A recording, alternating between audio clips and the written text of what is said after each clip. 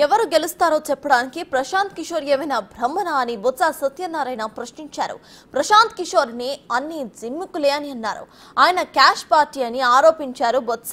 గతంలో ఆయన జిమ్మికులు తాము కూడా నమ్మి మోసపోయామని అన్నారు. ఆయన నలుగురి పేర్లు రాసి నెగిటివ్లు పాజిటివ్లు చెప్పటమే తప్ప ఐపాక్ కు ఏమీ రాదని ఎద్దేవా చేశారు.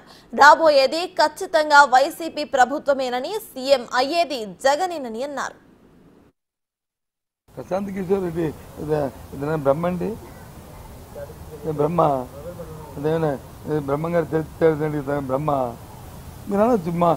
మీరు కూడా ఎస్ ఆ రోజు మేము కూడా బ్రహ్మలో ఉంది ఏదైనా తీసుకొచ్చాము. అది తర్వాత చూసాం తత్వం. ఇది కమర్షియల్ రా బాబు, ఇది ప్రాక్టికల్గా లేదు, ఇది వేసుకోవాలనుకున్నాము. జిమ్కి ఎంతవరకు పనిచేయవు కదా సార్. జిమ్కి ఆ క్షణంకి పనిచేస్తాయి. మనకి జగన్మోహన్ రెడ్డి గారికి కావాల్సిన జిమ్కి కాదు, పర్మనెంట్గా ఆయనకు కావాల్సింది. అందుకని ఆయన ఆ లైన్లో తీసుకున్నాడు.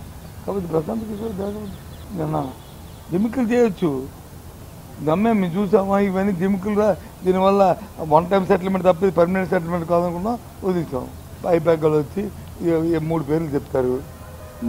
మా లీడర్ వచ్చి 3 పేర్లు మా లీడర్తో కన్సల్ట్ చేసుకుంటాడు. వీడు బాగున్నాయంటే అవుద్ది. ఐపాక్లో 6 ఇస్తారు. 6 ఉంటారు అక్కడ. అభ్యర్థి ఇంకా ఇచ్చిన 6 ఇచ్చేస్తారు. ABCDEF అని. అది కాకపోతే ఇది కాకపోతే